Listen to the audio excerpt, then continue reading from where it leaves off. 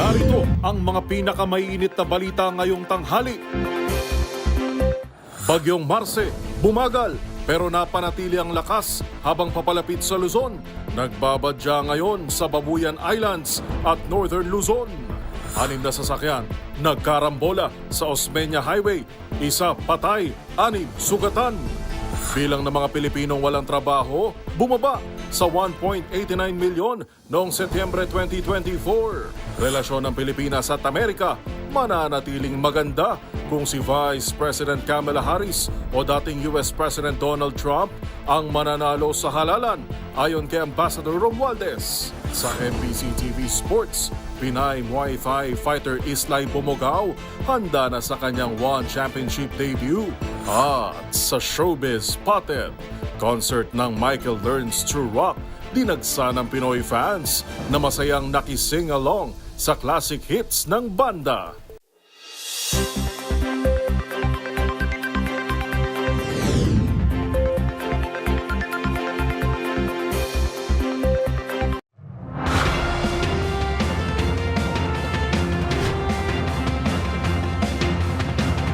Bawat balita, makabuluhan. Bawat kwento, makapangyarihan. Boses ng Pilipino para sa Pilipino. Live mula sa MBC TV Studio. MBC TV Network News.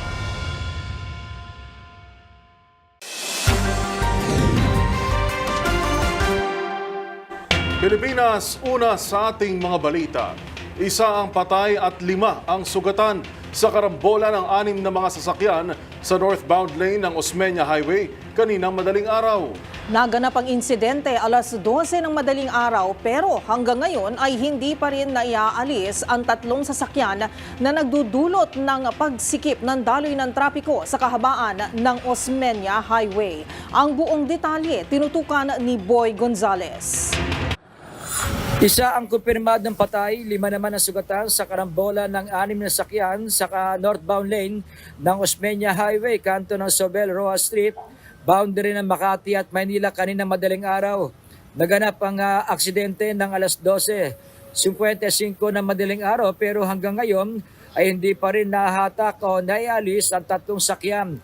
Kabilang dito ang isang SUV Lexus na may plakang NNC 2268, truck na may plate number NAM 3798 at minivan na may plate number Nancy Echo Whiskey 2034. Naialis na ang 3 sakyan, 1 tanker, Mazda at Honda City.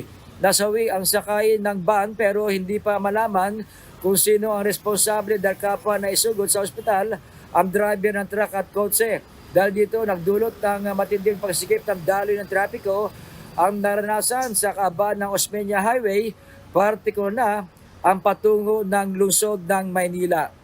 Para sa MBC TV Network News, ito si Boy Gonzales, una sa Pilipinas, una sa Pilipino.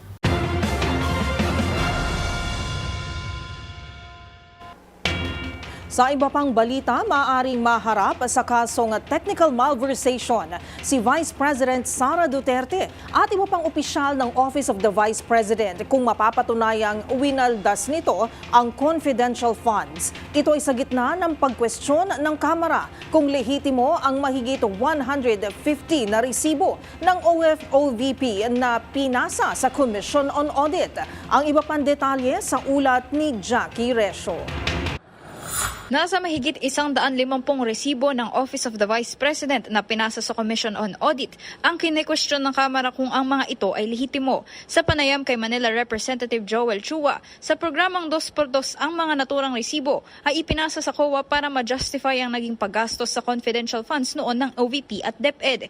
Pero sa kanilang pag-inspeksyon sa mga ito, mapapansin na iba-iba ang pirma pero halos pareho lamang umano ang penmanship o sulat sa mga naturang dokumento. Tila ora-orada lang din umano ang naging paggawa dahil sa mali ang nakalagay na petsa sa mga ito. Sinabi ni Chua, imbis na December 2022 ay nakalagay na inisyo ang resibo noong December 2023, samantala wala na umanong confidential funds ang kanilang opisina noon.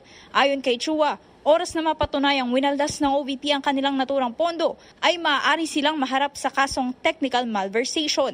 o ang paggamit ng public funds nang hindi naaayon sa katakdang paggastos nito ayon sa batas. Ito po galing po talaga sa Intel Fund. Ito pong pasasalamat sa kanila or sa confidential fund. Technical malversation po yan.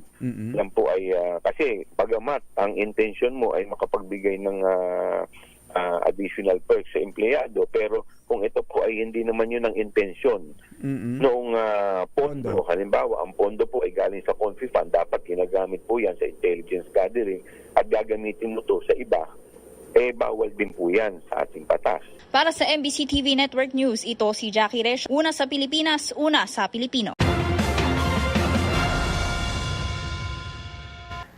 Samantala, tukoy na ng Land Transportation Office o LTO ang may-ari at nagmamaneho ng white Cadillac Escalade na hindi otorisadong dumaan sa EDSA busway at muntik pang managasa ng enforcer bago ito tuluyang tumakas. Ang mga detalye ihatid sa atin live ni Val Gonzales. Val. Yuel kasama ng isang legal counsel at opisyal ng kanilang kumpanya ay humarap na sa tanggapan ng Land Transportation Office. Ang driver ng SUV na dumaan sa EDSA busway at nagtangkapang managasa noong araw ng linggo. Sa press conference ay humingi ng paumanhin sa publiko sa DOTR SAIC at sa LTO sa Angelito Edpan. Si Edpan ay company driver ng Orient Pacific Corporation, ang nakarehistrong may-ari ng controversial na SUV na may taking number 7 na plaka. Sabi ni Edpan, wala siyang intensyon na manakit o managasa. Katwiran nito, sumakit daw ang kanyang tiyan kaya't nagmamadali na ito at wala na siyang ibang naisip kundi ang dumaan sa EDSA busway. Inakala daw niyang maaaring dumaan dito dahil sa araw naman noong ng linggo. Dahil dito, sa mismong pulong balitaan na ng LTO na issuehan ng violation ticket dito si Edpan. Aabot lamang sa 7,000 piso ang pinagsama-samang multa sa driver.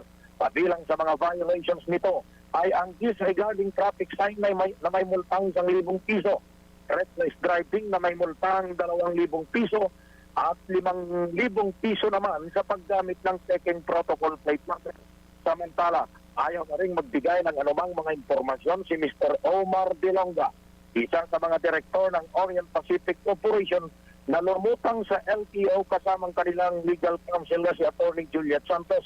Paliwanag ni LTO Chief Assistant Secretary Atty. Victor Mendoza, matukoy ang pangalan ng driver matapos na makipag-ugnayan sa kanya ang abogado ng Orient Pacific Corporation.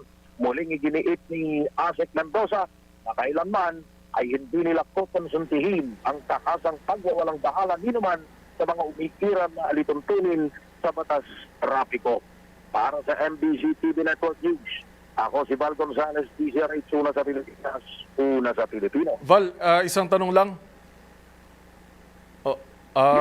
Val, na-establish ba kung paano nga ulit natukoy itong driver at na-establish ba kung wala itong kaugnayan talaga sa isang senador o kamag-anak man lang? Ang binabanggit nitong si Asek Mendoza ay nakipag-ugnayan sa kanya yung abogado ng Orient Pacific Corporation. Ang mga abogado naman daw ay dali lamang daw magkakilala at mayroong mga koneksyon. Kaya yun yung naging daan para matukoy itong driver ng controversial na SUV at nung makausap ay nangakong lulutang ngayong araw dito sa tanggapan ng LTO na siya namang agad na ipinabatid sa publiko ng Land Transportation Office sa pamamagitan ng isang press conference. Alright, maraming salamat mula sa Quezon City, Val Gonzales.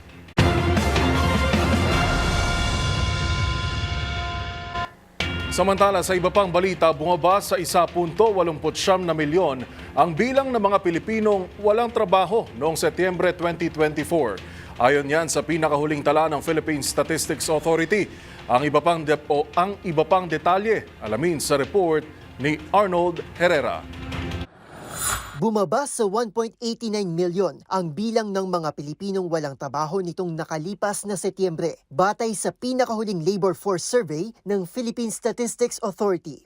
Sa ulat ni PSA Chief at National Statistician Claire Dennis Mapa, bumaba ang unemployment rate ng Pilipinas sa 3.7 nitong Setyembre mula sa 4% o katumbas ng 2.07 milyong Pilipino noong Agosto. Bahagya namang umangat sa 96.3% ang employment rate ng bansa, 0.3% na mas mataas kumpara nitong Agosto at halos 1% na mas mataas mula sa kaparehong panahon noong nakaraang taon. Katumbas ito ng kabuuang 49.87 milyong Pilipino na may trabaho noong September 2024. Samantala, tumaas din ang underemployment rate ng bansa sa 11.9% mula sa 11.2% noong August 2024. Bunsod ng kagustuhan ng halos 6 na milyong empleyado ng panibagong trabaho at karagdagang working hours. Lumabas din sa preliminary data na nangunguna pa rin ang service sector sa employment shares ng mga Pilipino na sinundan ng agriculture at industry sectors.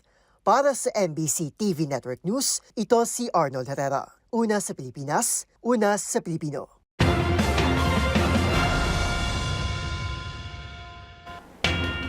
Nangangamba ang 300 pamilya na mawalan ng bahay kung matuloy ang demolisyon sa barangay Bagong Lipunan ng Krame sa Quezon City. Naantala lamang daw ito pagdating ng ilang politiko rito sa lungsod. Pero kasalukuyang nakapwesto pa rin ang mga tauhan ng QCPD at demolition team sa lugar. Naritong report ni Edniel Parosa. 300 pamilya ang pinangangambahang mawalan ng tirahan oras na matuloy ang demolisyon dito sa Manggahan Compound sa harap mismo ng National Headquarters ng PNP sa Campo Crame. Bahagya lamang itong naantala ngayong umaga dahil sa pagdating ng ilang politiko sa Quezon City sa pangunguna ni Congressman Marvin Rillo na ika-4 na distrito, pero nakapwesto pa rin ang mga tauhan ng QCPD at demolition team. Ikatlong araw na kasi ito ng pagtatangkang paggiba sa mga kabahayan. Halos 1 hektaryang lugar ang lawak dito sa barangay Bagong Lipunan ng Krame. Naudot lamang ito dahil sa pagbarikada ng mga residente kasama ng barangay at ngayon ay hihirit sila ng temporary restraining order. Ayon kasi kay Kagawad June Adornado, 26 houses lamang ang pinayagan ng korte para gibain matapos matalo sa kaso. Sinasabi ng korte na yun nga, i-demolish sila. Pero yun lang yung pagkakalam namin, yung 26 lang na yun kasi yun lang ang sinasabi ng korte. Hindi kasama yung iba kasi meron kaming pinanghahawakan na documents na na-dismiss yung iba. Kwento ng isa sa mga residente at board member ng asosasyon na si Cora Havillano, pag-aari pa ng mga war veteran ng lupa pero nagulat na lamang sila ng i-claim na ito na nagpakilalang may titulo pero isa pa lang banyaga. Matagal na sir, 70 years na. Ngayon, nung pagtira nila rito, walang titulo ang lupa. Ngayon, biglang mga 3 years or 5 years, biglang nagka-title na nasa kanila daw ang lupa. American citizen, pati mukha nila nandiyan nasa Google, Amerikanong-Amerikano. Nagbanta naman si Congressman Rillo, nakakasuhan ng sheriff na ayaw ring magbigay ng pangalan. So we will file a case sa ombudsman against the sheriff. I will personally file a case against the sheriff sa ombudsman dahil we have different interpretations sa batas. Bakit mo i-demolish yung pamilyang nanalo? Dapat nag-concentrate ka sa 26 pero mukhang bayad yung sheriff dun sa plaintiff. So we will file a case sa ombudsman against the sheriff. Para sa MBC TV Network News, ito si Edniel Parosa. Una sa Pilipinas, una sa Pilipino.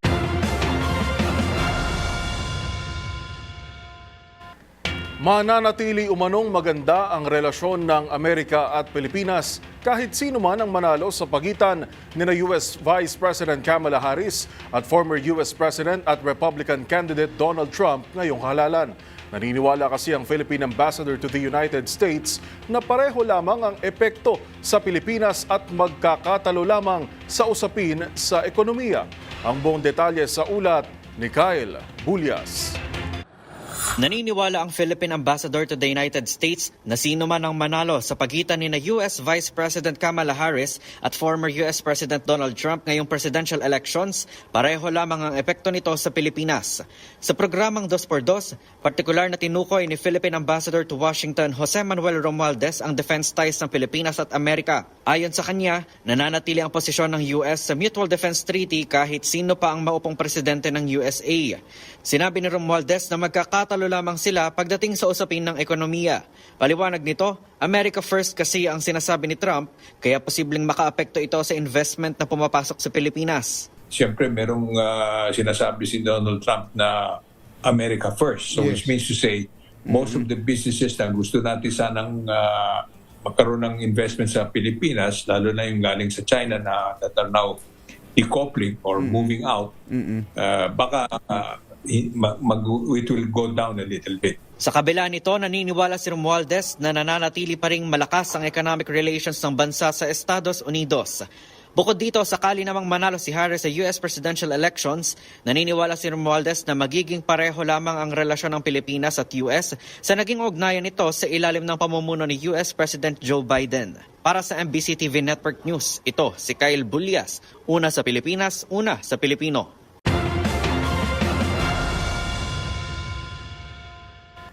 Sa atin naman pong live update sa nagpapatuloy na bilangan sa US 2024 elections, kasalukuyang may 211 electoral votes o 200 electoral votes si dating US President at Republican candidate Donald Trump, habang mayroon namang 153 153 electoral votes si Vice President Kamala Harris. Meron lamang pong 200 o kailangan lamang ng 270 electoral votes para ma-project kung sino ang susunod na mamumuno sa Estados Unidos. At yan po ang ating aantabayanan.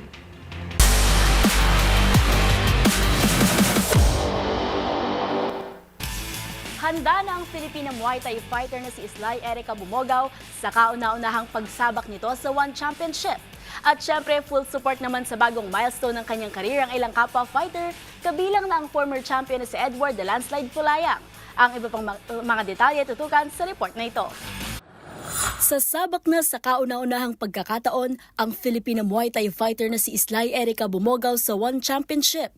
Nakatakdang makatapat ng 23-year-old fighter ang pambato mula Japan na si Fu sa Biyernes, November 8, sa 100-pound catchweight Muay Thai bout sa One Friday Fights 86 na gaganapin sa Lumpini Stadium sa Bangkok, Thailand. Magugunit ang kamakailan lang, kinilala sa Islay bilang world number 1 pagdating sa International Federation of Muay Thai Association 45kg ranking. Matapos nitong patumbahin ang Australian champion na si Sarah Kwa. At para sa One Championship first-timer, malaking pressure ang kanyang nararamdaman dahil sa pagnanais na magbukas ng pinto at oportunidad sa lahat ng Muay Thai fighters sa Pilipinas. Samantala, full support naman ang natanggap ni Sly mula sa kanyang kapwa fighter at former two-time one lightweight MMA world champion na si Edward the Landslide Pulayang. Proud nitong ibinahagi kung paano niya natunghayan ang growth ng Muay Thai rising star at nag-iwan ng good luck message para sa kanyang paparating na laban. Maliban kay Sly, sasabak din sa naturang One Friday Fights ang kanyang mga kapwa Cordilleran mula Team Lakay na sina Carlos Alvarez at Fritz Biagtan.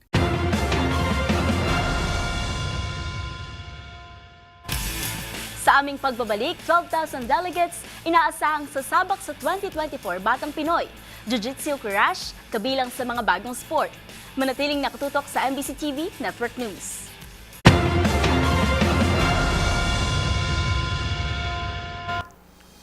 Narito pa ang mga balitang dapat nyong abangan. 50 million pesos ipinamahagi ng Office of the President sa Camarines Sur para sa mga naapektuhan ng kalamidad. Panukalang ideklara ang Pampanga bilang Culinary Capital of the Philippines, suportado sa Senado. Sa global headlines, 6-month trial ng 4-day workweek sa United Kingdom nagsimula ng ipatupad. Sa MBC TV Sports, 12,000 delegates inaasahang sasabak sa 2024 Batang Pinoy. Jiu-Jitsu at Courage, kabilang sa mga bagong sport. Lahat ng yan sa pagbabalik ng MBC TV Network News.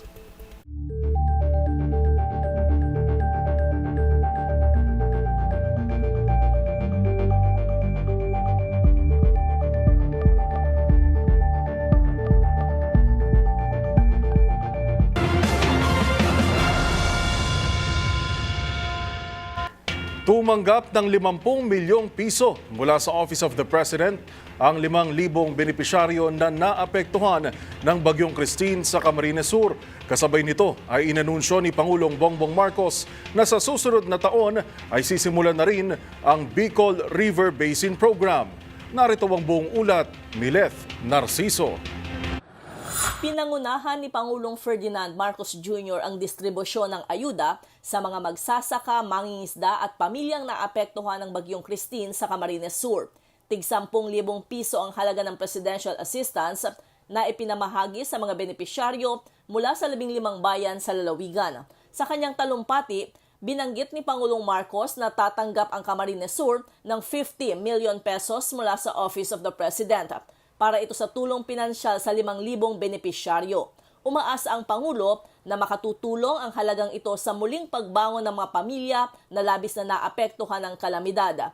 Nagpupursigian niya ang pamahalaan para agarang maibalik sa normal ang kondisyon sa mga pinakaapektadong komunidad. Umaasa ako na sa tulong at suportang iniabot namin sa inyo ngayon, kayo ay magkakaroon ng sapat na kakayahan upang makabangon muli. Naglaan po ng 50 milyong piso ang tanggapan ng Pangulo na ipapamahagi ng DSWD sa mga naapektuhan ng bagyo. Kasabay nito ay inanunsyo ni Pangulong Marcos na sa susunod na taon ay sisimula na ang Bicol River Basin Program. Isa ito sa nakikitang solusyon para maibsan ang pagbaha sa rehiyon. Ayon sa Pangulo, kumpleto na ang updating ng master plan at feasibility study sa nasabing proyekto, kaya naman pagpasok ng 2025 ay agad na itong tatrabahuhin. Pagpasok ng New Year na 2025 ay masisimulaan na natin itong ating mga ginawang plano para hindi na ganito kalala ang pagbabaha sa Bicol River Basin. Para sa MBC TV Network News, ito si Letner Siso. Una sa Pilipinas, una sa Pilipino.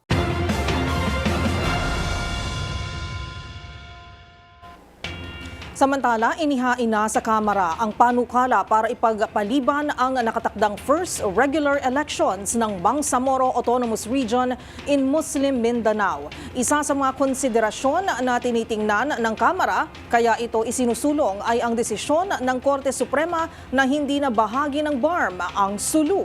Ang buong detalye sa ulat ni Milky Rigunan.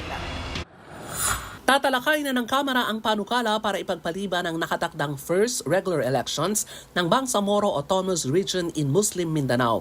Ito ay ang House Bill 11034 na pangunahing akda ni House Speaker Martin Romualdez kung saan mula sa schedule na May 2025 iuurong ang BARM elections sa 2026. Ayon kay Lanao del Sur Representative Zia Alonto Adjong, isa rin sa mga may akda ng bill, makabubuting ipagpaliban ang eleksyon bilang pagsunod sa desisyon ng Korte Suprema na hindi na bahagi ng BARM ang Sulu. Sabi ni Adjong, may epekto ang ruling ng Korte Suprema pagdating sa composition ng Parliament bukod sa paghahanda sa election paraphernalia at pag-imprenta ng mga balota. Ilan-an ito sa consideration na tinitingnan ng Kamara kay sinusulong ang pagpapaliban ng BARM election sa 2026 at para pag-aralan din ng Parlamento kung ano ang mangyayari sa 7 posisyon na mawawala dahil sa pagkakaalis ng Sulu. Narito si Lanao del Sur Representative Zia Alonto Adjong. So from initially it's next year, then we will have it in 2026, no, to give time for the Parliament to readjust kung anong gagawin dito sa 7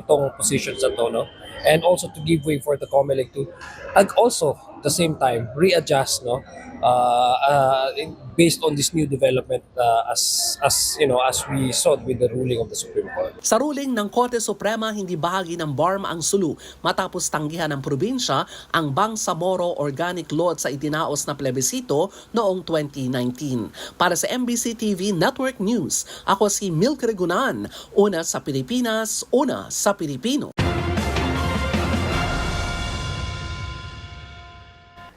Iniutos na ni Justice Secretary Boying Remulla ang pagbuo ng task force na tututok sa issue ng extrajudicial killings sa ipinatupad na war on drugs ni dating Pangulong Rodrigo Duterte. Ang nasabing task force ay nasa ilalim ng Office of the Secretary na binubuo ng mga prosecutors at mga tauhan ng National Bureau of Investigation. Sila magsasagawa ng investigasyon, tutulong sa pagbuo ng kaso at magsasampa ng kasong kriminal sa mga may kasalanan at may kaugnayan sa EJK. Inatasan ni Remulla ang task force na makipag-ugnayan sa House of Representatives, Quad Committee, Senate Blue Ribbon Committee, PNP, Witness Protection Program, CHR o Commission on Human Rights at iba pang ahensya ng pamahalaan para sa pagkuha ng impormasyon. Samantala, kinakailangan magpasa ng task force ng mga ulat kay Secretary Boying Remulla bago ang 60 araw matapos ilabas ang Joint Department Order sa pagbuo nito.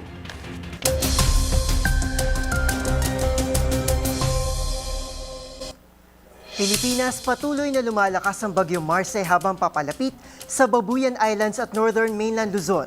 Huling namataan ng mata ng bagyo sa layong 305 kilometers, silangan ng Tuguegarao City sa Cagayan. Taglay pa rin ito ang lakas ng hangin na 150 kilometers per hour at bugsong aabot sa 185 kilometers per hour. Kumikilos ito pakanluran sa mabagal na 10 kilometers per hour. Sa remainder na ating Tropical Cyclone Watch, inaasahang patuloy na kikilos pakanluran si Marce at tutumbukin ang extreme northern Luzon. Posible itong maglandfall o di kaya ay dumaplis lang sa Babuyan Islands o sa northern section ng mainland Cagayan. Bukas ng hapon hanggang Biyernes ng umaga. Babala po ng Pag-asa, maaabot ni Marce ang kanyang peak intensity o pinakamalakas na status bago mangyari ang contact nito sa extreme northern Luzon sa loob ng nabanggit na time frame. Sa ngayon, nakataas na ang Tropical Cyclone Wind Signal number 3 sa northeastern section ng mainland Cagayan. Signal number 2 naman sa Batanes, Babuyan Islands, northern portion ng mainland Cagayan at Apayao. Samantala, nakataas naman ang signal number 1 sa nalalabing bahagi ng Cagayan Valley, Ilocos Provinces at halos buong Cordillera. Asahan ngayong araw ang heavy to intense rain sa Cagayan habang katamtaman hanggang sa malakas na buhos ng ulan sa Batanes, Isabela at Aurora. Bukas hanggang Biyernes, magpapatuloy ang banta na mapaminsalang dami ng ulan sa Cagayan at Apayao gayon din sa Ilocos Norte. Kaya makipag-ugnayan na kaagad sa inyong mga LGU at paghandaan ang posibleng pagbigas dahil sa mataas na banta ng pagbaha at pagguho ng lupa. Malaking bahagi naman ng Cordillera at Ilocos Region ay makakaranas din ng mga pagulan sa susunod na 2 araw. At yan muna ang pinakuling ulat sa lagay na ating panahon. Mag-iingat po tayo palagi. Para sa MBC TV Network News, ito si Arnold Herrera. Una sa Pilipinas, una sa Pilipino.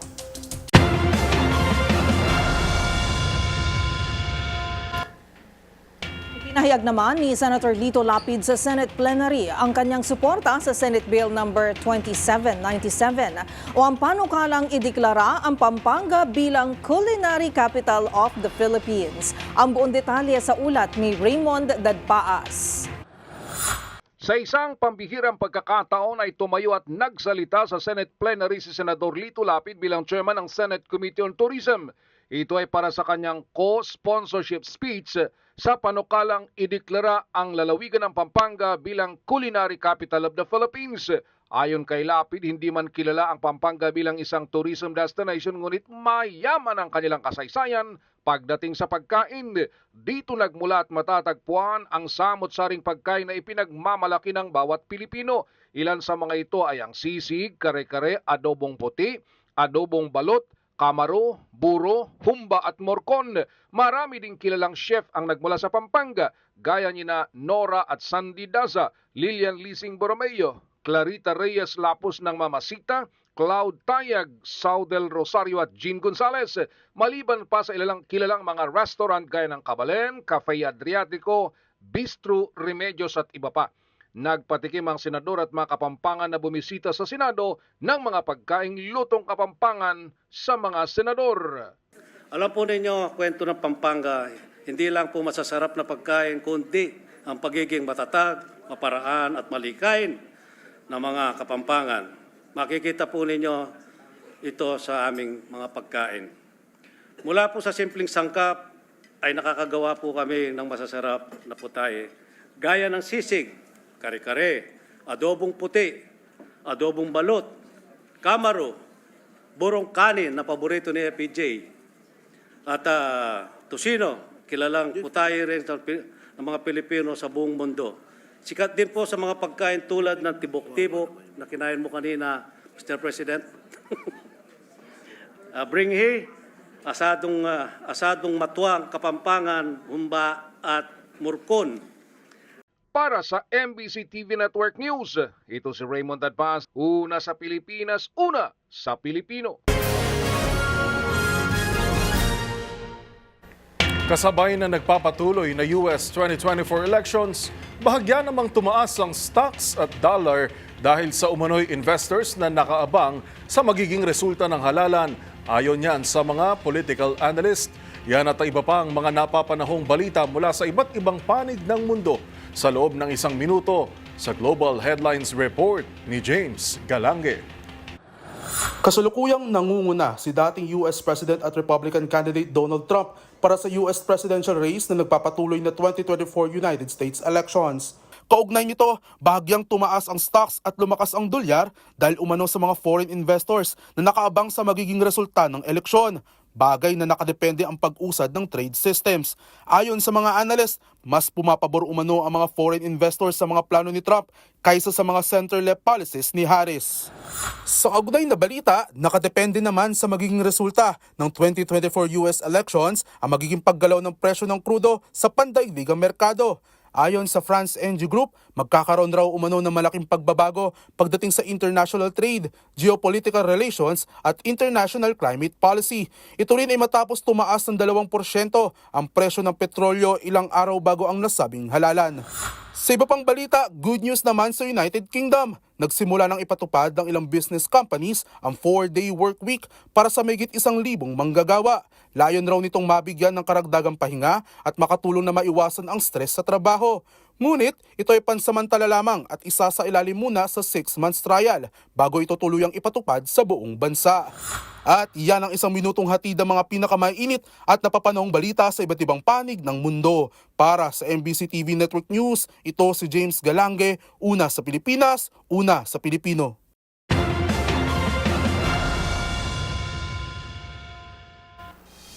Narito pa ang mga balitang dapat niyong abangan. Pagpapalawig sa construction period at iba pang pagbabago sa major anti-flood projects, inaprobahan ng NEDA. Sa MBC TV correspondents, truck nahulog sa bangin sa Mountain Province. Isa ang naitalang patay at 2 naman ang sugatan. Sa experts' opinion, senyales na ikaw ay nasa yap trapping situation sa iyong kadate? Alamin.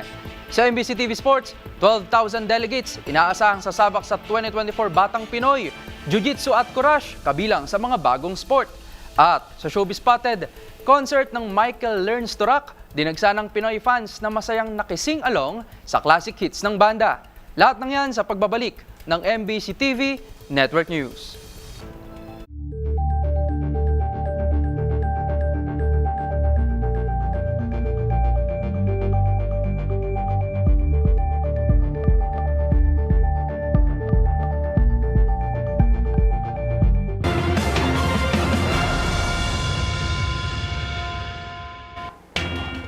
Inaprubahan ng National Economic Development Authority o NEDA ang pagpapalawig sa construction period at iba pang pagbabago sa major anti-flood projects. Kasabay ito ng iba't ibang inisyatibo ng pamahalaan para maibsan ang mapaminsalang epekto ng malawakang pagbaha na naranasan sa iba't ibang lalawigan sa bansa nang manalasa ang bagyo.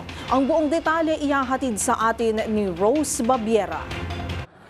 Inaprobahan ng National Economic Development Authority o NEDA sa pamumuno ni Pangulong Bongbong Marcos ang pagpapalawig ng construction period ng 2 pangunahing flood control projects sa bansa. Bukod sa extension sa implementation period, inaasahan din ang mga pagbabago sa sakop nito sa halaga ng pondo na ilalaan sa proyekto at ang loan reallocation o supplemental loan ng Cavite Industrial Area Flood Risk Management Project at ang Phase 4 ng Pasig Marikina River Channel Improvement Project.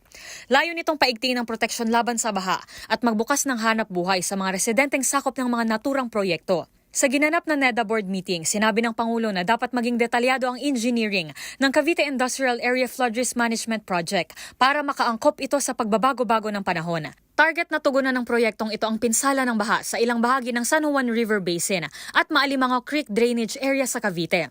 Magkakaroon ito ng 63 buwan o halos 5 taon na extension mula December 2025 hanggang March 2031. Habang inaasahan naman na makatulong ang Pasig Marikina River Channel Improvement Project na maiwasan at mabawasan ang pagbaha sa Metro Manila. Mabebenepisyohan din ito ang ilang munisipalidad sa Taytay at Cainta Rizal. Ang Department of Public Works and Highways o DPWH naman ang nangunguna sa mga disenyo ng proyekto para masiguro na angkop ito sa nagbabagong klima at maiwasan ang spillover. Para sa MBC TV Network News, ito si Rose Babiera. Una sa Pilipinas, una sa Pilipino.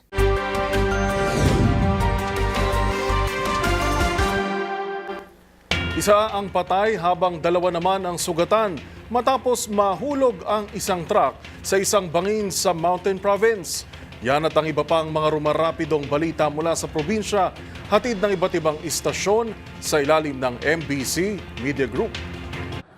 Balita mula sa lalawigan ng Benguet, Nasawi ang isang truck driver samantalang nasugatan ang dalawang kasama nito matapos mahulog sa bangin ang sinakyan nilang truck sa pagitan ng Upper Kutkot, Bangaw, Bugyas, Benguet at Mountain Province kahapon. Nakilalang driver na si Denver Adkapan, 33 anyos at nakatira sa Ginsadan, Bauco, Mountain Province. Batay sa report ng Bugyas Municipal Police Station, nangyaring aksidente bandang alas 4:30 kahapon. Inabot ng 4 na oras ang mga rescuers bago nila natanggal ang katawan ng driver na naipit sa loob ng nahulog na truck. Nangyari ang aksidente matapos umanong magkaroon ng mechanical defect ang sakyan ng mga biktima. Nagresponde ang mga personnel ng Bugyas Municipal Police Station nang masaksihan ang aksidente at kagad na naisugod ang dalawang sugatan sa Lutheran Hospital sa Abatan, Bugyas, Benguet. Naiuwi ang bangkay ng driver samantalang maayos ng kondisyon sa paggamutan ng dalawang kasama nito. Para sa MBC TV Network News, ito si Romy Gonzales, una sa Pilipinas, una sa Pilipino. Patay ang isang lalaking sakay ng bisikleta matapos mabangga ng motorsiklo. Sa ulat ng binalunan PNP alas 10:45 kagabi naganap ang aksidente sa Provincial Road ng Barangay Poblasyon kung saan ang biktima ay nakilalang si Lando Caso na sa hustong gulang, STL Grand 88 Supervisor at residente ng Sitio San Jose, Barangay Poblasyon. Nabatid sa investigasyon na sakay ng kanyang bisikleta ang biktima papauwi na sa kanilang bahay at habang tumatawid dito sa kalsada, aksidenteng nabangga ng motorsiklong minamaneho ng isang 17 anyos na binatilyo na residente ng Barangay Kaman ng Ordaneta City. Kapwa sugatang isinugod sa paggamutan ng LGU Rescue Ambulance ang dalawa, subalit diniklarang dead on arrival ng attending physician si Casio habang patuloy pang ginagamot ang binatilyo. Para sa MBC TV Network News, ito si Friday Fajardo, Aris 38, una sa Pilipinas, una sa Pilipino. Magkasunod na naaresto ng mga pulis sa bayan ng Silvino Lubos ang dalawang wanted person sa lalawigan ng Northern Samar na parehong humaharap sa kasong pagpatay o murder.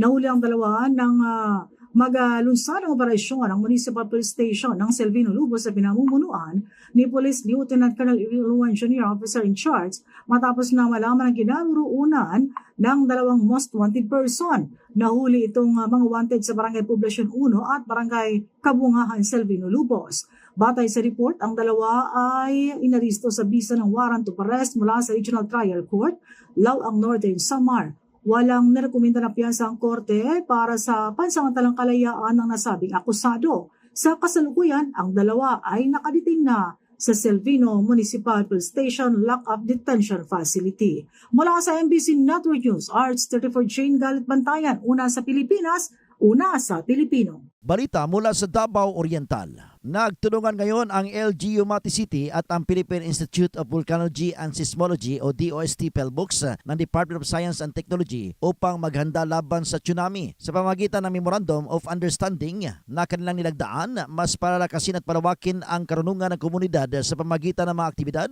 na pang-education at community-centered upang mas maging handa sila kapag may tsunami. Ito ay isang landmark partnership upang iligtas ang mga tao laban sa tsunami. Ang inisyatiba ay bahagi ng pagdiriwang ng World Tsunami Awareness Day o WTAD 2024. Marami na pamaraan ng pamahalang lungsod ng Mati na mga aktibidad na nagbibigay ng karunungan sa mga tao upang malaman kung ano ang gagawin kapag may lindol, tsunami, hazard awareness, risk reduction at iba pang kalamidad. Para sa MBC TV Network News, ito si June Suter, una sa Pilipinas, una sa Pilipino.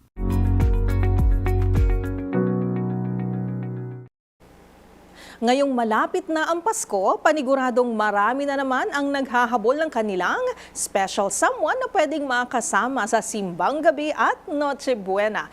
Pero paalala ng mga dating experts, kalmahan lang at maging mapanuri dahil baka naman ay matsyempo ka sa isang tao na walang ibang ginawa kundi pag-usapan ang kanyang sarili. Ang mga senyales ng tinatawag na yap trapping, alamin sa Expert's Opinion Report ni Rovic Manuel. Sa paglipas ng panahon, marami na ang nagbabago sa ating kapaligiran, gawi at nakakasanayan. Isa na nga riyan ay ang paraan ng ating pakikipag-date Ayon sa ilang pag-aaral, nagbabago-bago rin ang mga trend ng mga tao sa kanilang paraan ng pakikipag-date sa kanilang mga nililigawan o kasintahan. Kaya naman, narito ang isa sa top dating trend ngayong taong 2025 mula sa isinagawang survey ng dating app na Plenty of Fish sa US na tinatawag na Yap Trapping. Ito ay ang sitwasyon kung saan ang iyong kadate o marahil ikaw rin ay nagagawa mo na rin ito nang hindi mo namamalayan ang patuloy na pagkukwento ng tungkol lamang sa iyong sarili. Sa sitwasyong ito rin masasabi na yap trapping kung nakatuon lamang ang usapin sa isang tao o sa iyong sarili at hindi nabibigyan pagkakataon ng iyong kadate na magsalita ng tungkol naman sa kanyang sarili o magtanong ng personal upang siya ay iyong makilala. Ayon kay Nicole Moore, isang relationship expert, maaaring dahilan nito ay ang kaba sa tuwing ang isang tao ay nakikipag-date. At isang paraan aniya upang mabalanse ang usapan ay sa pamamagitan ng pagiging prangka o direkta sa iyong kausap, sumang-ayon sa kanyang sinasabi at magtanong kung ano naman ang gusto niyang malaman sa iyo. Ayon naman kay Rachel De Alto, isang dating expert, ang trend na ito ay upang matanggap natin ang ating individuality at authenticity. At kung babawasan aniya natin ang pressure sa ating mga sarili, ang pakikipag-date ay mas ma-enjoy at mas magiging memorable na experience sa atin.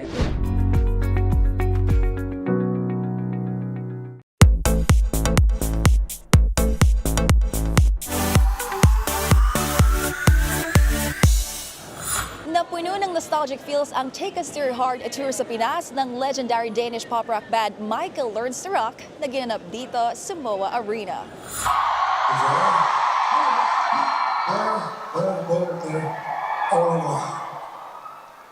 We missed your kisses, Manila. Dinagsa ng Pinoy fans ang pagbabalik sa bansa ng Michael Learns to Rock. Nagmistulang karaoke session ang pagsingalong ng crowd sa classic hits ng banda gaya ng Sleeping Child. Oh, my sleeping child, the world is so wide, but you build your own paradise. Complicated Heart. Even if you want to go alone, I will be waiting when you're coming home. Paint My Love. Paint my love, you should paint my love. It's the picture of 1,000 sunsets. At syempre, 25 Minutes.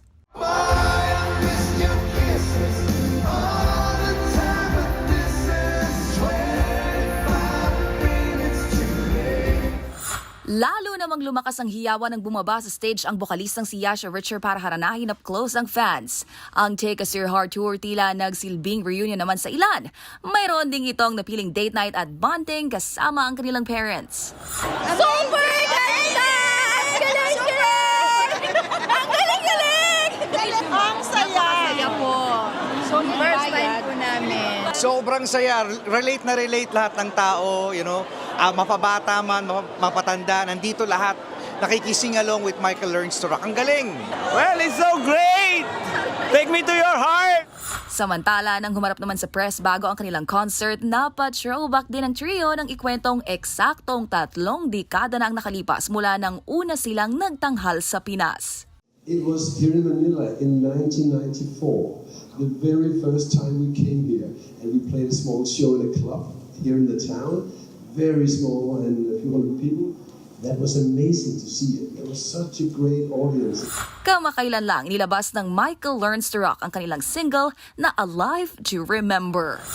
Para sa MBC TV Network News, ito po ang showbiz angel Angelica Cosme. Una sa Pilipinas, una sa Pilipino.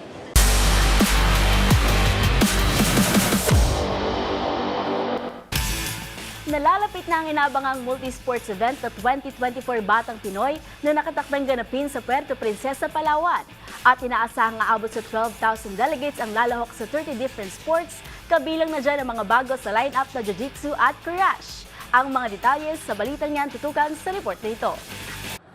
Ilang linggo na lang ay magsisimula na ang inaabangang 2024 Batang Pinoy sa isla ng Puerto Princesa, Palawan. At ayon sa project director nito na si Paulo Tatad, all system go na para sa gaganaping sporting event mula November 23 hanggang 28 na siyang tumatayong major grassroots program ng Philippine Sports Commission. Aabot sa 12,000 delegates ang inaasahang sasabak sa 2024 Batang Pinoy na magbumula sa 177 local government units. Ang mga young athlete mula 12 to 17 years old ay maghaharap sa 30 iba't ibang sports. At bilang puspusang paghahanda sa Silver Anniversary Edition ng naturang multi-sports event, ang malaking bilang ng contingents ay mananatili sa 29 different schools sa Puerto Princesa na siyang kayang mag-accommodate ng 15,000 katao. Maliban sa gymnastics na siyang idaraos sa Manila, lahat ng sports ay gaganapin sa Palawan.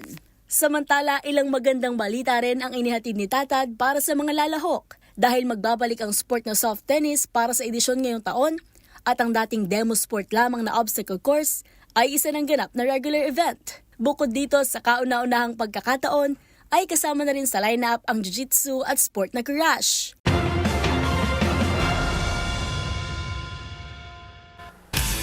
At yan ang mga latest updates sa mundo ng sports. Para sa MBC TV Network News, ito si Mili Borja, una sa Pilipinas, una sa Pilipino. Balik sa inyo, Ms. Karen Yuel.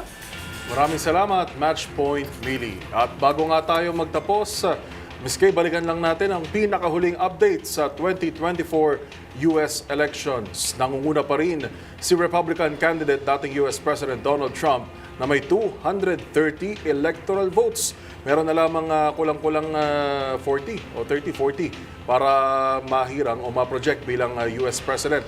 Samantala, si Kamala Harris naman po ay mayroong 205 electoral votes. At partner, meron tayong i-congratulate. Yes, congratulations sa bagong PCO o Presidential Communications Office Director for Integrated State Media News Operation, si Nicole Lopez. Congratulations sa iyo, Nicole. Dati nating kasamahan dito sa Manila Broadcasting Company. At iyan po ang mga balitang aming nakalap ngayong araw ng Miyerkules. Meron na lamang po tayong 49 na araw, 49 days bago ang Pasko.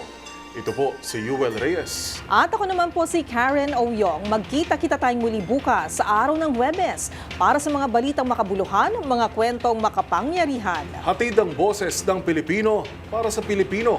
Ito ang MBC TV Network News. Una sa Pilipinas, una sa Pilipino.